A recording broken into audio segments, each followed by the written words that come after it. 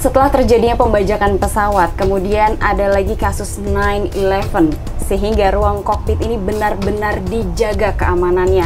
Apa yang sebenarnya terjadi di dalam ruang kokpit hingga benar-benar ruang ini harus steril dari banyak orang? Kita akan langsung tanya kepada Kapten Vincent. Wah, kontennya berbobot semua nih. Oke, selengkapnya kita akan tonton sepenuhnya di dalam video ini. Ayo guys, sekarang jangan lupa klik subscribe dan aktifkan loncengnya. Jangan lupa di-share ya.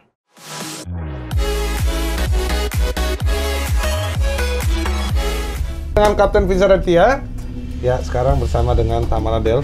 Halo, mau nanya lagi nih Cap ya. Mungkin banyak orang yang udah tahu bahwa pernah terjadi 9/11 dan semenjak kejadian 9/11 itu ruang kokpit benar-benar dijaga, benar-benar dibikin aman dari segala macam orang yang masuk, bahkan sampai ada beberapa kasus yang pilotnya pun nggak bisa masuk ke dalam karena memang di-lock dari dalam sini. Nah, sebenarnya apakah memang peraturan itu sudah dibuat dari awal atau memang diperketat setelah adanya 9/11, Kak? Itu saya nggak update ya, saya nggak tahu. Cuman zaman dahulu sebelum 9/11 di Indonesia juga masih oke-oke aja nih kalau kita mau naik pesawat di kokpit dan bahkan pintunya juga dibuka, nggak jadi masalah. Tapi semenjak 9/11 itu benar-benar diproteksi sekali memang untuk menjaga keamanan yang ada di kokpit. Itu ada standarisasinya dari ICAO ya? Atau memang dibebaskan kepada maskapai-maskapai untuk terserah seperti apa bentuknya? Yang pertama mulai dari pintu kokpitnya sendiri. Pintu kokpitnya itu yang ditembak sudah nggak mempan. Ya kan tergantung ya, tapi kalau yang handgun 9mm itu tembak nggak masuk gitu. Kedua juga secara sistem juga. Screening para penumpangnya semakin dalam juga. Dan banyak ya, saya nggak update nih mengenai 9/11 ini, saya jujur nggak update. Cuman yang jelas memang ada banyak perubahan mengenai aturan bagaimana penumpang bisa mengakses ke kokpit. Tapi sebelumnya sempat ada ya memang yang bebas untuk masuk ke ruang kokpit. Karena ada kejadian juga di Aeroflot. Nah, itu anaknya kan masuk ke dalam ruang kokpit dan sempat duduk di kursi kapten. Bahkan sempat pegang ini ya, yok ya. Nah, itu juga sebuah kisah yang dramatisir ya, di mana seorang ayah inginnya membahagiakan anaknya, membanggakan dirinya, pekerjaannya, profesinya, tapi malah berakhir menjadi ya kejadian yang tidak menyenangkan. Nah, sebenarnya apa sih Cap yang dilakukan sama Captain atau sama co-pilotnya pada saat lagi terbang nih? Kalau misalkan jarak terbangnya ini lumayan jauh ya, sampai misalkan 20 jam gitu. Pada umumnya sekarang pesawat sudah menggunakan automatic pilot. Ketika kita terbangkan, ini adalah tujuannya untuk mengurangi beban pilot itu sendiri. Dahulu pilot ketika terbang harus berkomunikasi, harus nyatet, mesti repot, apalagi setir berat. Nah, makanya sekarang ini sudah makin canggih, hidrolik, kayak power steering, lebih gampang, ya kan? Dengan autopilot, sehingga mengurangi beban si pilot. Ya.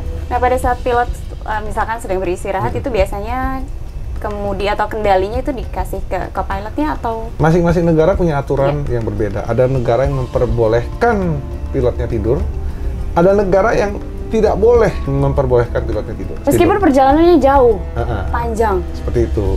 Karena buat saya itu, pilot istirahat itu penting. Saya mendingan pilot saya tidur waktu cruising, dibanding pilot itu ngantuk pas mau landing. Itu bisa terjadi. Setiap pilot yang terbang pasti merasakan hal itu. Biasa gantian nih, dua landing.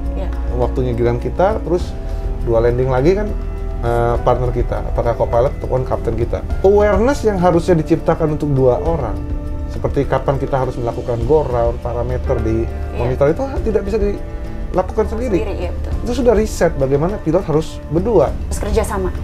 Yang dikhawatirkan ketika salah satu orang itu tidak istirahat. Nah, itu fungsinya istirahat. Dan aku mau nanya nih, kemarin aku sempat baca ya bahwa makanan pilot itu dan co-pilotnya katanya beda kalau perjalanan jauh. Apakah benar dibedakan? Ya, itu aturannya ya, itu aturannya. Cuman pilotnya kadang-kadang ada yang maunya makannya yang itu. Kadang-kadang ya adalah. Kadang-kadang ini bisa makan barang juga. Cuman ini kan sistem ya. Di sistem redundancy bagaimana agar ketika terjadinya sesuatu event, satu orang lagi masih bisa recover. Sama dengan pesawat, sudah dibuat dengan berbagai redundancy. Ini ada hidrolik, ada kiri, ada kanan. Kanan ini bisa dinyalakan dengan engine driven, bisa dinyalakan dengan elektrik. Nah ini masing-masing satu mati aja, misalnya yang dari mesin mati masih ada pakai listrik, ya kan? Sama halnya, ini adalah redundancy, sama dengan 2 pilot. Jadi semua yang ada di dalam pesawat ini memang sudah ada redundancy dan backupnya. Dan aku mau nanyain juga nih, Cap. Jadi sempat ada, mungkin videonya beredar juga ya di sosial media bahwa seorang co-pilot ini marah-marah sama kaptennya. Nah itu sebenarnya kapten ini punya kekuasaan apa sih di dalam pesawat itu, Cap? Kapten adalah seseorang yang memiliki hak sepenuhnya atas pesawat itu. Dan itu adalah tugas dan kewajiban seorang pilot untuk menjaga keselamatan penerbangan, dan itu merupakan tanggung jawab terbesar seorang kapten. Kapten memiliki hak sepenuhnya untuk melakukan apapun yang ada dalam pesawat itu. Tapi, ya kan, kadang-kadang pilot ini egonya keluar. Jadi saya nggak bisa ngomong ketika pilot co-pilotnya berantem apa segala macam. Kita nggak tahu, manusiawi kan. Saya tidak bisa menjudge apa salahnya, kenapa co-pilotnya bisa seperti itu. Itu wajar. Itu posisinya kalau misalkan co-pilotnya dikeluarkan dari pesawat, kemudian itu digantikan lagi?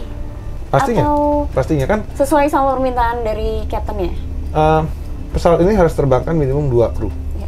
Ketika diturunkan ya harus ada gantinya. Kondisinya kalau misalkan di negara lain, ya, itu terjadinya? Tidak bisa terbang. Tidak bisa terbang? Tidak bisa terbang. Kalau nggak ada kru lagi, siapa bisa terbang kan? Wow. Saya lebih baik saya cancel penerbangannya.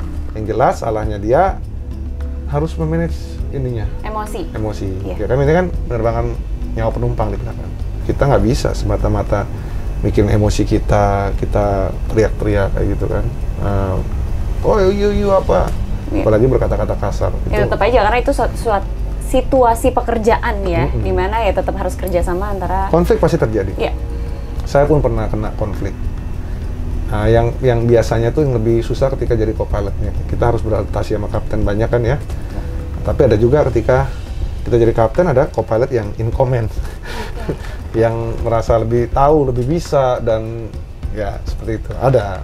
Aku pernah baca juga Cap, di salah satu penerbangan kalau nggak salah di Korea dan di waktu itu kejadian di Pan Am dan KLM waktu itu ada kecelakaan. Nah, kecelakaan itu terjadi karena co-pilotnya ini tidak berani untuk menyampaikan hal yang sebenarnya itu benar gitu, karena ada sistem senioritas dan hierarki. Yes. Apakah itu memang hal yang normal di penerbangan? Wah, itu sangat kuat sekali di penerbangan itu, hierarki, senioritas, saya senior, lebih senior, jam terbang lebih banyak, itu pengaruh. Kadang-kadang kita nggak mau konflik gitu loh. Ketika kita jadi co-pilot gitu, kaptennya, wah ini begini. Kadang udahlah nggak mau konflik, diam aja. Lebih memilih seperti itu, jadi co-pilot yang baik. Daripada nanti saya frontal di sini, tahu-tahu dia temennya banyak dan lain sebagainya dimusuhin. Penerbangan tuh se-ekstrim itu. Kalinya dimusuhin sama satu, dimusuhin sama teman-temannya lagi. Dan itu dikompor-komporin. Nah makanya kadang-kadang jadi co-pilot, udahlah tahan aja lah, nggak usah ribut lah kayak gitu. Males ngadepin kayak gitu. Gitu. Kecuali memang orang yang memang benar dan merasa ya bisa lah, udah fight aja nggak jadi masalah. Kenapa? Tapi biasanya berhubungan sama karir mereka susah jadi kapten kah atau nggak gimana, ada pada dijegal-jegal, itu kuat banget. Jadi seperti itu tuh lumrah banget di penerbangan. Makanya kadang lebih baik nggak mau panjang lah. Nah, tapi di luar negeri co-pilot sudah punya suara yang sama. Nah makanya ketika kita terbang dengan orang bule itu banyak co-pilot yang in command, hey, ini ya, saya nggak setuju ya dengan cara kamu begini. Nah, itu ada yang kayak gitu. Budaya report kuat, apa kuat. Jadi co-pilotnya bisa semena-mena, sesuka hati dia menginjak kaptennya. Ada.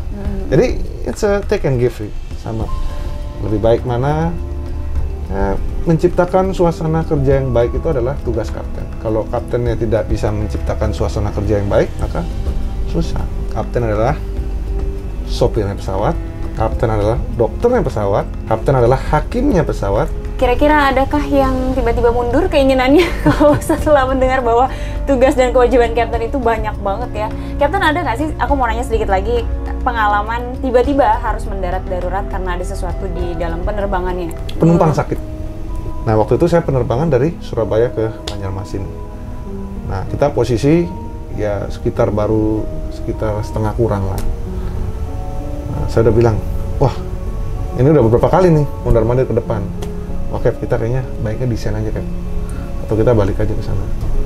Nah, kita harus bantu pertolongan. Nyawa orang itu is very counted. Saya seperti itu. I don't care. Saya nggak mikirin nih bensin sama nyawa orang lebih berharga nyawa orang. Ayo Cap.